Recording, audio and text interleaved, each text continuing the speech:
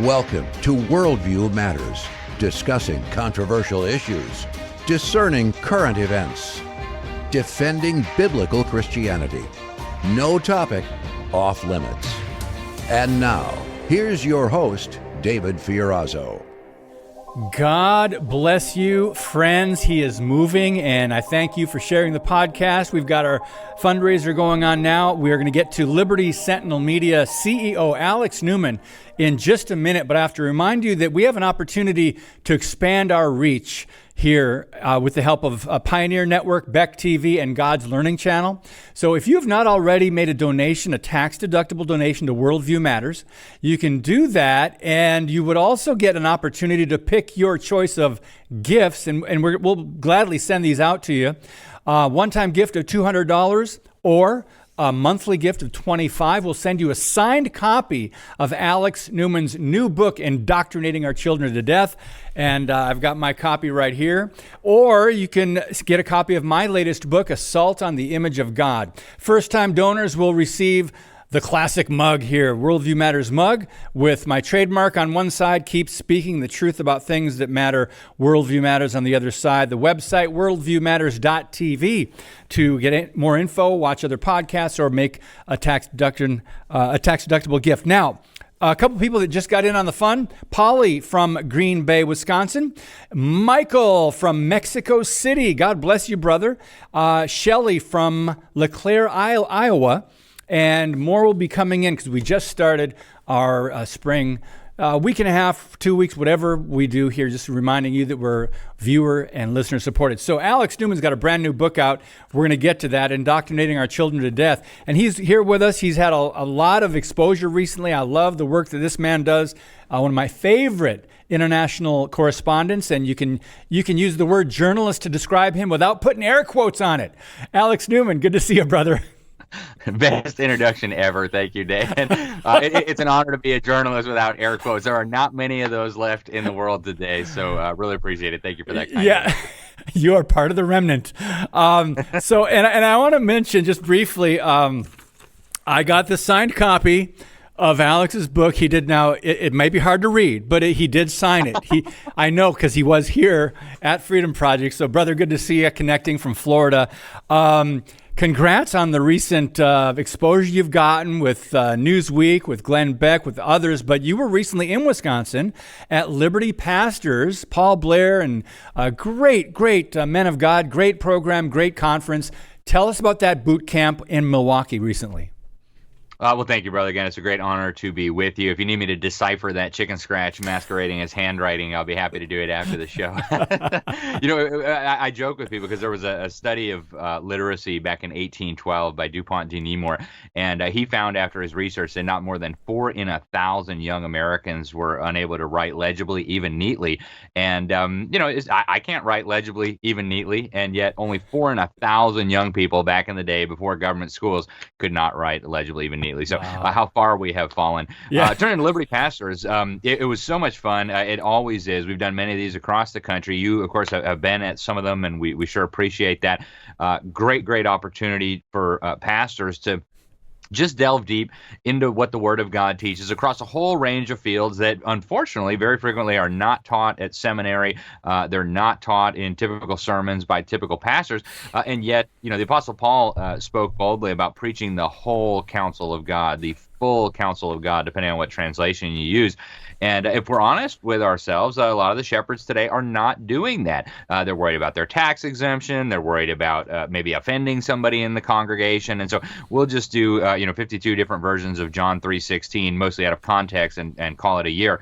But the reality is God's Word teaches on education. God's Word teaches on globalism. God's Word teaches very extensively on government, the role of government. So all these things are important for the body of Christ. All these things are necessary for equipping the saints to properly serve as salt and light in this world, to properly carry out the Great Commission. And so we've done a lot of these. It's been incredible to see what God is doing through it. We had some incredible speakers there, people who've been, of course, on your program, like Bill Federer was with us. We had Curtis Bowers, the great Curtis Bowers. David Barton was there. Just really great Americans. K. Carl Friedrichs, just really great people there. Yeah, and they are continuing up until this election in November to try to get in all the swing states, or as many as they can, and just they jump from state to state. God bless them for this vision, Alex, because if the pastors are not informed and equipped, we're in a lot of trouble. So how are they supposed to equip their congregations? Equipping of the saints. But so let's move on, because we've talked more about that, and we have. But you were recently on with Glenn Beck. Congrats. I shared that interview.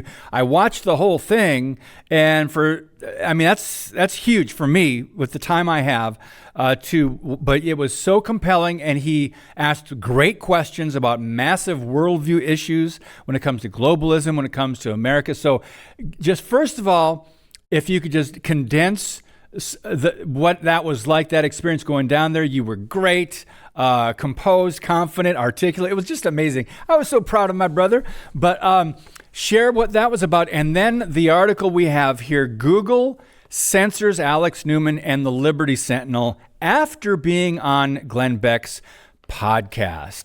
So first, going down there and being with Beck, great. Again, you guys look it up. Great interview. Alex, go ahead. Well, thank you, Dave. So Beck is a great guy. He's really been on the front lines of bringing the truth to people. Back when he was on CNN, he was bringing people the truth. Back when he was on Fox, amazingly, he was bringing the truth. Yeah. And then eventually he had to go independent, much like many other truth tellers. You don't last long in the controlled opposition media or the fake mainstream media if you tell the truth. So he's gone off now and done his own thing. It was a great pleasure to be there with him. I think our segment was about an hour and 20 minutes. I actually didn't realize how enormous his audience was. As that started airing Friday morning, I was getting texts and emails and phone calls from all over the country. Hey, you're on the radio with Glenn Beck. That's so cool. So it was a lot of fun. We really talked mostly about the global cabal, the global effort to subvert human liberty and bring us under kind of a technocratic one world government with principles that are radically different from those that underpin our country, radically different from the biblical principles that God reveals through his word. So we had a lot of fun with that, talked about kind of the history of this, where it came from, where it's going, what we can do as people who don't like that vision, as people who appreciate the principles and the values of our founding fathers. And so I encourage people to watch it. It was a lot of fun. Obviously, it's being very heavily suppressed by the big tech companies. Glenn Beck's got, I think, 1.3 million subscribers on YouTube. I think only 120,000 have seen it on YouTube so far. So they're really, really trying to suppress that. But that's okay. God's still getting it out, and that will continue. So, yeah, I remember I used to watch him on Fox. I never watched CNN, but I watched him. He would bring out the big blackboard, the huge blackboard, and just draw the chart and just explain things. And it was just so helpful, the way he did it. And he tackled things that a lot of people didn't. So, by the way, the website for Alex is libertysentinel.org. And also the book is on Amazon, Indoctrinating Our Children to Death, on Amazon or Liberty Sentinel. But so I pull up Google. You're number one when you search for Alex Newman. When you search, it comes up on Yahoo, it comes up on Microsoft Bing, and also DuckDuckGo. But what did Google do? You're number 87. How did that happen? How does such a thing happen, Alex? Yeah, well, we've known for a long time that Google was rigging its algorithms to try to suppress the truth. In fact, they've talked about this pretty openly. The UN communications czar, Melissa Fleming, actually was bragging that the UN had entered into a partnership with Google to suppress what they consider to be inaccurate information on climate change. Of course, the most inaccurate information on climate change has come out of the UN. Anybody who looks back at their track record will see that very clearly. They've been wrong on every falsifiable prediction that they have made on this issue going back 40 years. Every single falsifiable prediction has been wrong. So if they were really interested in suppressing misinformation, the UN would be buried. But instead, they're burying me. They're burying Liberty Sentinel. They're burying the New American Magazine. They're doing it, of course, very strategically and very deliberately. And for many years, if you would put Alex Newman into Google, you'd get my articles at the New American. You'd get the Liberty Sentinel. You would get my articles at the Epoch Times. You'd get my articles in different publications that I'm working on. Somehow, and I don't know exactly the mechanism, but somehow they have now rigged this so that you get endless pages of totally useless stuff that has nothing to do with anything, Yeah. before you can finally get to my website. And they're doing that on purpose, of course. And anybody can go to any other search engine. You can go to Yahoo, Bing, DuckDuckGo, Search.Brave, every single other website. You put in my name, first result is libertysentinel.org, not Google. Google, we were number 87 the last time we looked. So that's part of the battle. I call it the one-party big tech media conglomerate, and many of us, truth proclaimers and defenders, have been affected by it. So it's obvious. Now, tell us about the Liberty Sentinel Substack, because that's a way that people can get in touch with you guys. Yeah, appreciate it, Dave. So one of the ways that people can follow what we're doing, just sign up for the newsletter. It's through Substack. It's absolutely free unless people want to become a paid subscriber. It's like $5 a month if they choose to do that, but absolutely free. Twice a week, you'll get in your inbox all the latest stuff that we're working on, including sometimes special deals on books and other things like that, invitations to wherever we're going to be next in the country. And that's all, again, for free at libertysentinel.org. So next, last month, you wrote an article that made Newsweek. American education needs a pro-parent overhaul. I want to ask you about submitting this, because it is an opinion piece. I haven't been too fond of Time or Newsweek, but I'm thankful for this opportunity to get you some exposure. How did that come to be? And did you have to, knowing you were submitting it to Newsweek, did you have to pull back on any of the things you would normally share, like when you're out speaking or maybe on Worldview Matters or other? Did you kind of word it differently because you thought Newsweek might censor you or not publish it? What do you think? Yeah, so it actually came about. I was on a TV program on One American News with one of the editors over at Newsweek. And he said, hey, you ought to submit something on education. So he gave me the contact information for the relevant editor, and I pitched the idea. He said, yeah, send it over. We'll take a look. I thought, wow, okay, well, nothing to lose. So I sent it over. I didn't come out and just lay it all on the table. Although I was actually very impressed, because I wrote in a piece advocating for the dismantling of the public education system, which obviously, even though that's the sensible thing, it's also still very, very controversial. Yep. So I was quite surprised when they said, we'll take it, we'll publish it. I was very pleased with that. I intend to submit some additional ones going forward. But, I think one of the things that's happening, Dave, is that people are realizing that the fake media, the liberal media, has been trying to shove establishment-approved talking points down everybody's throats for so long. The recent poll that came out, 60% of Americans regard the mainstream media as enemies of the people.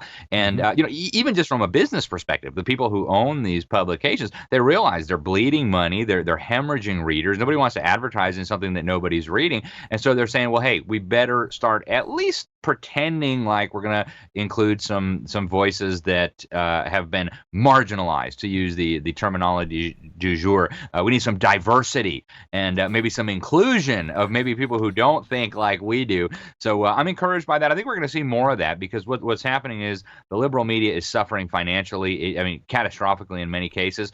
And if they want to keep making money, they have to stop preaching lies and propaganda, and they have to start sharing views and news and information that people are actually interested in. Yeah. In the article, by the way, you mentioned the debate around public education shifting dramatically. You say almost 2/3 of Americans are dissatisfied with the quality of public education. I'm surprised it's not more than that at this point. Yep. And you also say only about 1 in 3 students are proficient in core subjects. This has been going on for decades, Alex, has it not? It absolutely has been. Yep. It's actually been going on for over a century. It's just been getting worse and worse and worse and worse. Like you, I'm shocked that there's still almost 1/3 of people who are not dissatisfied with the government indoctrination system. The only thing I can conclude is that these are people who don't have anything to do with it and don't realize how bad it is. They probably don't have kids in there. They don't teach in there. They just know what the fake media tells them. So that's probably where they found that third.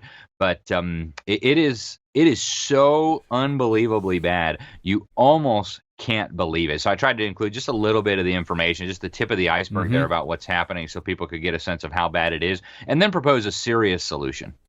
I'm glad you were able to give a little bit of info that the typical Newsweek reader might not get in other places. But we have to take a brief pause. When we come back, we're going to talk about Alex's brand new book, Indoctrinating Our Children to Death.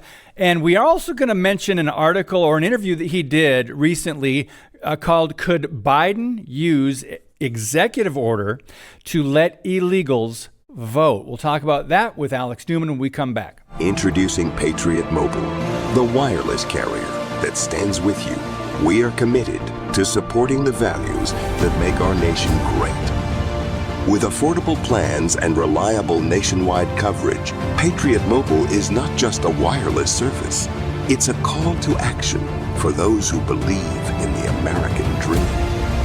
Because this year is not just any year, it's the most important year since our nation's founding.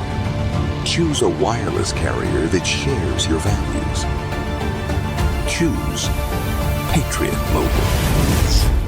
Get free activation now with promo code DAVID.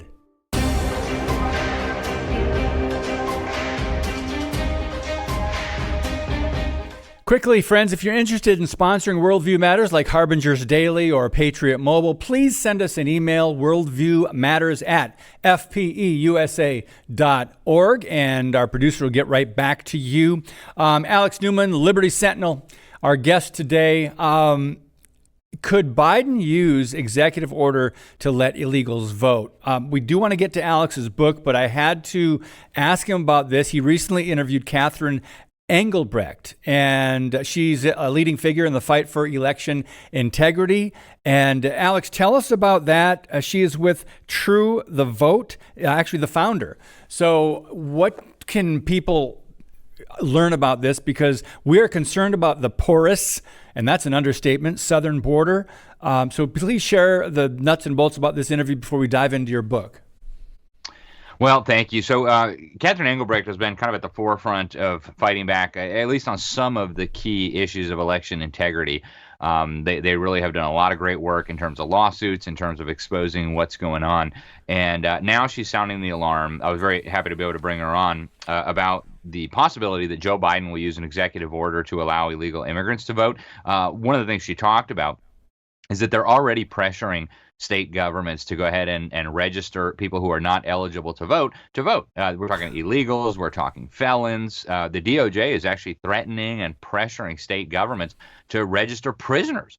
Why would you do that, right? In most states, felons are not eligible to vote. Why would you go out there and pester people to register people who we all know are not eligible to vote? And there's only one explanation. They hope that they will use these illegal voter registrations to either have the wiggle room there to steal the vote later or enroll future Democrats into voting for Democrats. So dangerous all around. This is a crisis that we're facing right now. It's a repeat of 2020, and we have got to get it under control.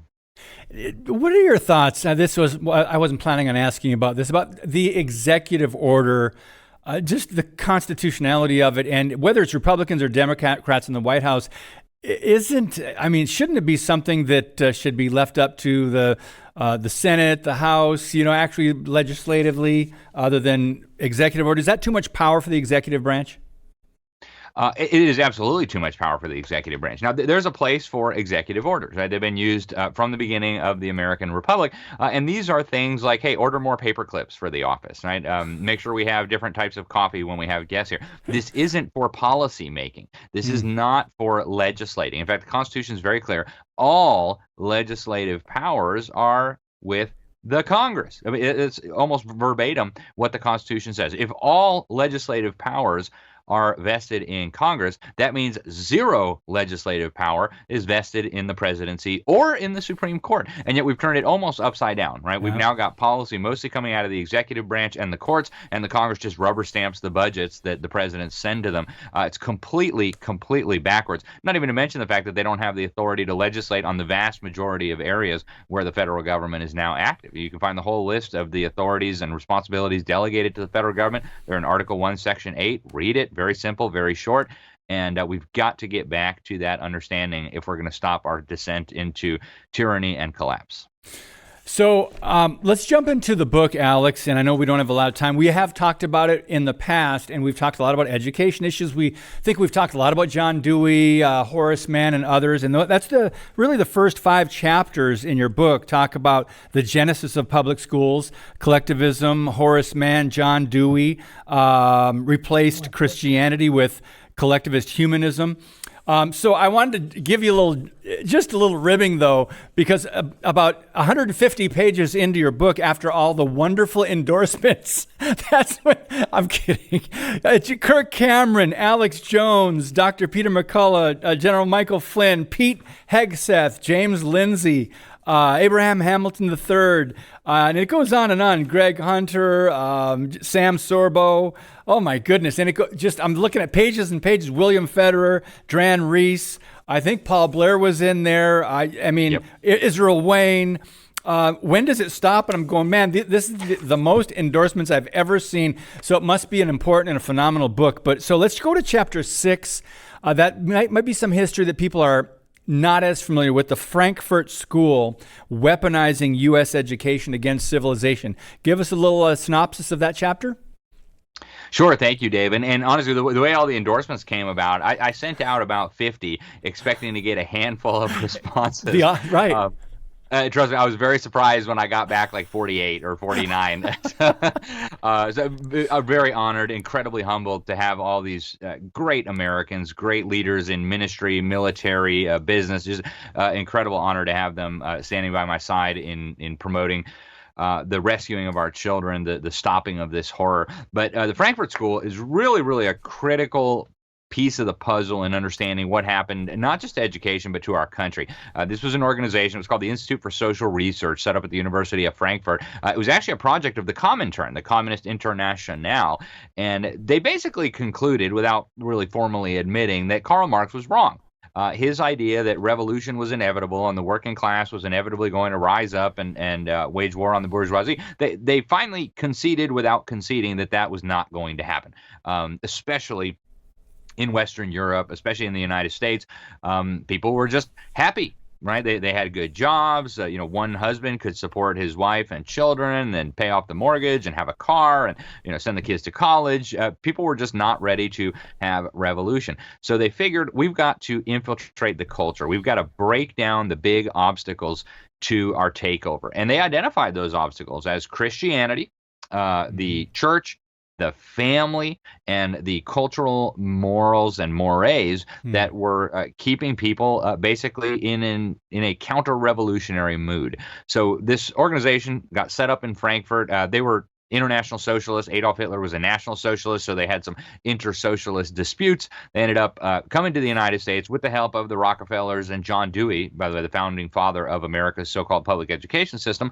And right away, they started infiltrating all of our educational institutions, starting with Columbia University, the University of California, and promoting these toxic, horrific ideas. One of the big things that they loved to promote was the idea that the American father, the American husband, was an authoritarian, lording it over his family, the evil patriarchy, right? And they knew strategically, dads and husbands are going to protect their families. Dads and husbands are a big obstacle to this takeover because they love their wives, they love their children, they're going to do everything possible to protect them. So they started undermining the father, undermining the husband within the household. They promoted this idea that we needed to just bombard the culture with perversion, promiscuity, homosexuality, whatever nasty thing they thought they could get away with, they started pumping out into the culture. Pornography, of course, promoting fornication, try to break down the family unit, try to corrupt art, try to corrupt culture, and it was just a disaster. And education really was the primary vehicle they used to spread this toxic poison throughout our society. And you think about it, if you go back 100 years, or a little bit less maybe, they've been very successful at the marketing of evil, and they have infiltrated every major institution in America, and they've been very good at it, and I don't give them credit. It's disappointing. But I want to mention some other chapters. You talk about UNESCO in chapter 9, chapter 12, Big Brother schools using big data to manipulate and spy on kids. We saw a little bit of that. You were trying to raise awareness, and so was Dr. Duke Pesta and others when Common Core was rolled out about that. Chapter 16, Trading Academics for Far Left Social Emotional Learning. 17, Schools Using Fake History to Kill America. Chapter 20, The Totalitarian Agenda Behind LGBT Sex Ed Revolution at School. But I want to go back to chapter 13, Alex, because this is what we're seeing on steroids. And I don't know why. I don't, for the life of me, I can't understand why more Christians, more parents, more concerned citizens are not resisting this, the sordid history and deadly consequences of sex ed at schools. And you write about Alfred Kinsey. I look at him as one of the most dangerous people that are ruling America from beyond the grave. Karl Marx, John Dewey, Margaret Sanger, Alfred Kinsey, and still Indiana University gives him a statue. So talk a little bit about that, because that's what we're seeing now, this radicalized sex ed, and is there a way to stop it?